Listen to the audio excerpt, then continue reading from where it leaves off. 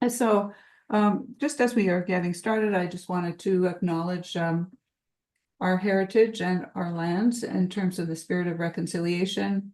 And I live in Calgary, Alberta, so I work and play in the territory of the Blackfoot Confederacy, the Tsuut'ina, the Nakota Nations, the Métis government, Districts 5 and 6, and all people who call Treaty 7 region their home. And I humbly acknowledge my responsibility to know the truth about the harm that was and that continues to be caused to Indigenous peoples, and commit to moving forward in partnership in the spirit of reconciliation and collaboration. Now, I'm Gail Vallance Barrington, and I am a Credentialed Evaluator. These are the two books that I wrote or co-authored, and a lot of the information that we'll be talking about today takes its genesis in the book Consulting, Startup, and Management. And I'll give you another point about it at the end of our time together. So here's what we're planning to do today. It's a two-part webinar. So today, and then please come back on the 26th for day 2.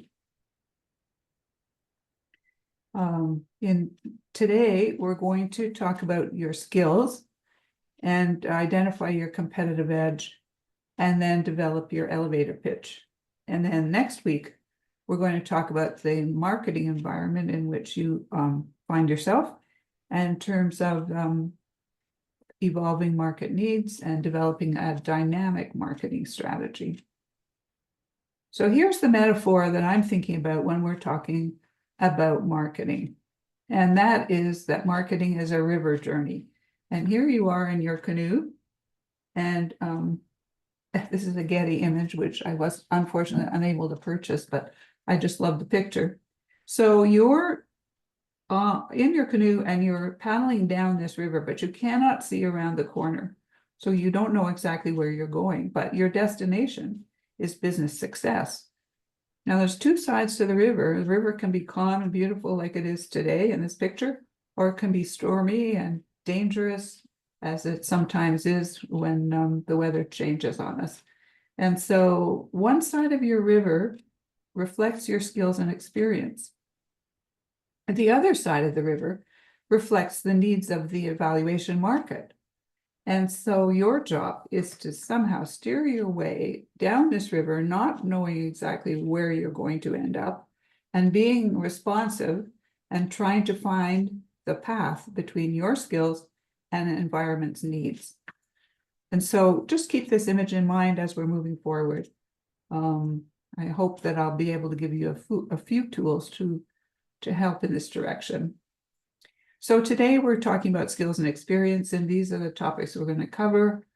First of all, digging for your buried treasure, and then talking about skills, your skills and your creativity, and then identifying which are your top skills and talents, and then writing a draft of your elevator pitch, which you will then take away and as homework, work on that so that next week you can come back and practice it in a small group format and get some feedback. Now, we have handouts, and there are worksheets which we need now. So Dawn, are they available to people? Yep, I've just posted them in the chat, so you should be able to access and download them there. Okay, so if you have access to a printer, please print them off, because the worksheets are for you to use. So while we're getting going on that, I'll start talking about your buried treasure. I think this is a great picture of an archaeologist who discovered this beautiful vase when she was digging somewhere. I think it was in Israel. And so digging for buried treasure, perhaps you really don't know what skills you actually have. And so we're going to spend a little bit of time reflecting on your capabilities, skills, talents, in perhaps a broader way than you've been thinking in the past. Now, perhaps when you're thinking about marketing, you leap immediately into, well, what does the market need? And I'll provide it. But that may not be satisfactory for you, because what I want to encourage you to do is to do what you love. And if you do what you love, you're bound to be successful. So first of all, we need to find out, what you're really good at and what you really enjoy doing. rather than just, let's say, doing a boilerplate evaluation, which is always the same and doesn't give you a sense of satisfaction. So for now, if you want to look at worksheet number 1, we're going to reflect on past projects, on jobs you've had, on positions you've held, even volunteer positions, because that's someplace that you can learn and hone your skills that it can be very, very helpful. Or if you're a recent graduate, university assignments you had where you got really good feedback. Think of situations where your skills were outstanding, when people were excited about what you did, and when some kind of positive change occurred as a result of your work. So you may not be able to fill us all in now, but you can just be at least thinking about these topics as we work through the worksheet. What jobs, positions, or projects were the most meaningful, or the most eventful, or the most significant for you? If you could think of three times when you really shone, just jot those down.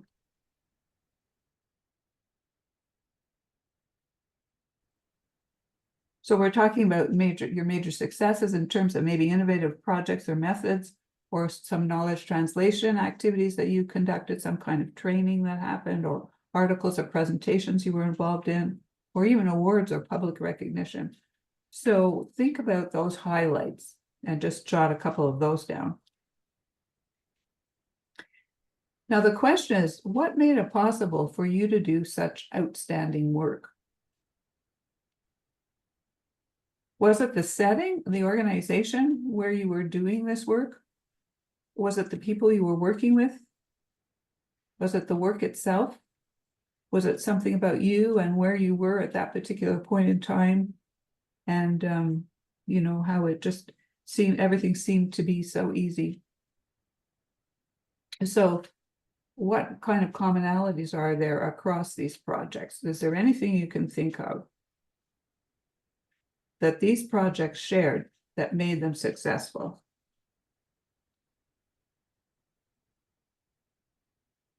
So think about this, and then this is kind of like a basis for as we're moving into our marketing plan.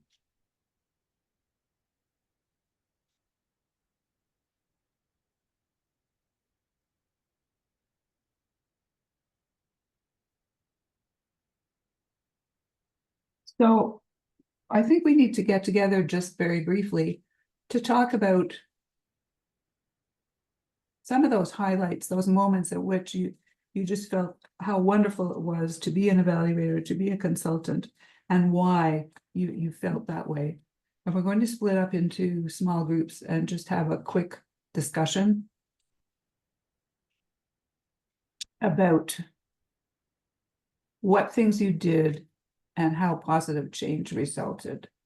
Now, the next question is, what do clients want and what skills do I have? So if you look at worksheet number 2, you can just quickly run down the list and check off the ones about what you feel you have and clients want, both. So like we're looking for the meeting of minds here. So in terms of technical expertise, knowledge of a specific sector, unique products, cross-industry experience, multidisciplinary approach, objectivity and insight, problem-solving ability, speed and reliability, ability to complete difficult tasks, good project management, excellent client relationships, good reputation. So what other skills that you may have? So for example, maybe incorporating AI, approaching culture from the lens of humility rather than being too focused on structure, too focused on policy, and perhaps not enough focused on being able to learn and to learn together, and having a sense of humility. Using data visualization, which of course has been around for a while, but there are always new ways to present it. Incorporating social media in your research in new ways. and folding training into project work. So are there some skills that you could use that you're not using now? Just think about that. And then what other distinguishing features do you have, such as, for example, are you a credentialed evaluator? Do you have other credentials that you could use? And let's move on to worksheet number 3, which is about your creativity. So this is the part that's really going to make your work shine, because if you line up a bunch of evaluators, we all have the same basic set of skills.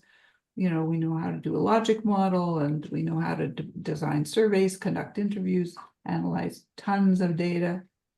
But what is creative about what we do? What makes it special, makes it stand out? So how can I think outside of the box, beyond people's expectations for what an evaluator should do? And how can I make my evaluations more relevant? How can I be more effective? But being more relevant, for example, using emergent and contextualized approaches, responding to emerging needs, incorporating complex systems, because we certainly do work in at an intersection of a number of complex systems. We need to re-energize maybe underutilized evaluation methods. Some of good methods are out there which we seldom see.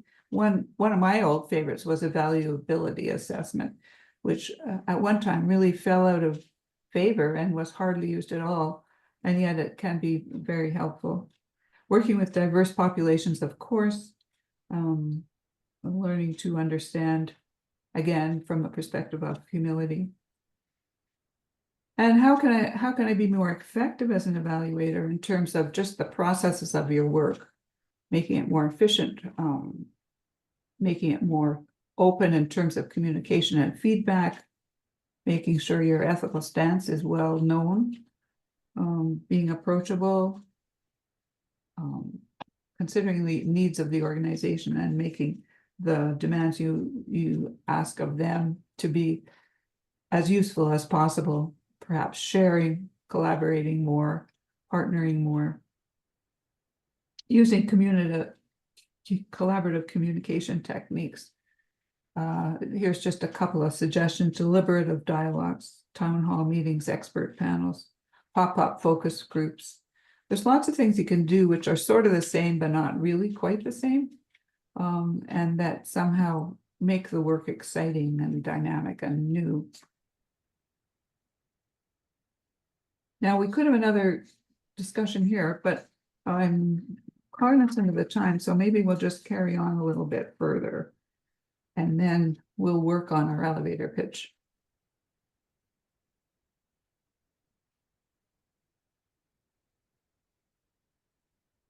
So the whole idea of an elevator pitch, which you probably know already, is that you're in an elevator and you're riding down from the top of a tall building, and you have a very short period of time when somebody asks you, so what do you do? You have to say what it is that you do. And that's how long your elevator pitch is. So it's very short. It has to be catchy. It has to be compelling. It has to be clear. It has to be extremely short. And in fact, this is very hard to do. So we're going to spend some time working on developing an elevator pitch. And the first part is identifying your top skills and strengths. And so that is worksheet number 4.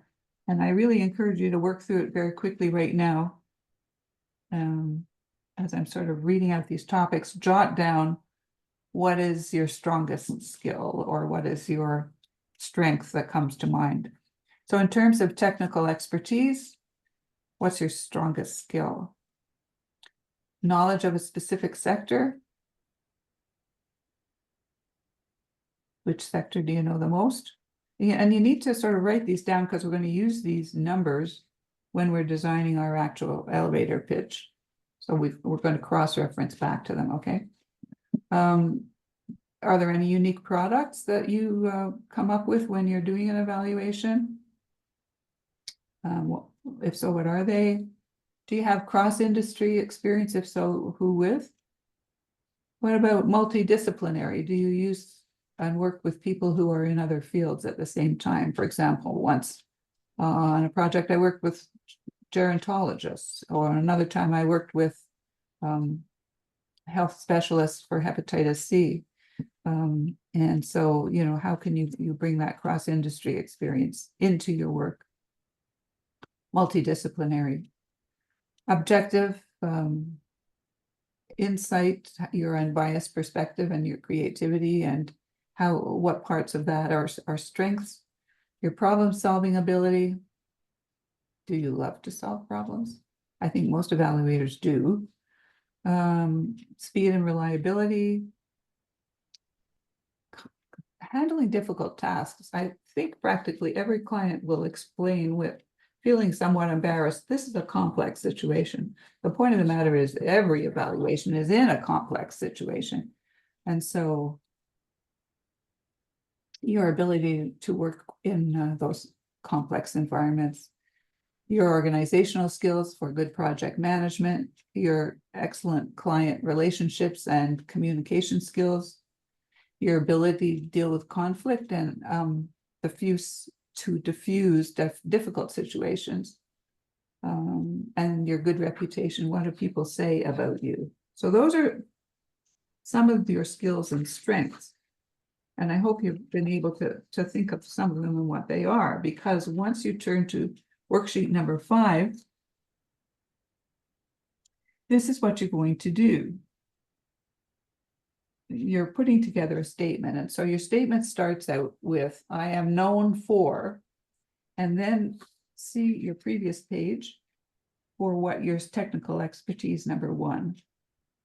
And then secondly, and my knowledge about, what did you put down for number 2 in terms of a sector? And I produce, what are some of those unique products? That was in number 3. Or instead of that, you might want to focus on your number 4 cross-industry experience, or number 5 multidisciplinary approach. And my special skills include, you can have 6, 7, 8, or 9. Objectivity and insight, problem solving, speed and reliability, ability to complete difficult tasks. Now, you're not going to have time to say all of those. So which are the ones that are the highlights? When you were thinking about your hidden treasures, which are the highlights? And my clients like what have you got in number 10 or 11? Your project management skills, your client relationship skills. And they often say that I am,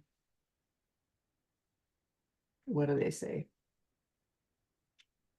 So if you fill in those points all the way down, now you should have material from which to write a 25-word draft pitch. So try it. Here's your homework. Think about what you learned and how you can weave what you've learned, into the evaluations that you're doing or hoping to conduct in the near future. And then complete worksheet number 5. You're taking a stab at it, but this takes a lot of work. This isn't going to happen in 5 minutes, obviously. And it is, as I said, harder than it looks. And then it's embarrassing. You don't really want to try it out on anybody, because it's hard to talk about yourself.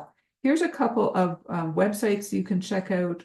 So write a draft and then read those websites, and maybe some others that you can come up with and find on your own, and then evaluate it using the 3 C's: clear, concise, and compelling. Try it out on your family. Try it out on some friends. Say it often enough that it starts to roll off your tongue. It's not hard. It's just natural. And come back next week and we'll try it out on a small group. How does that sound?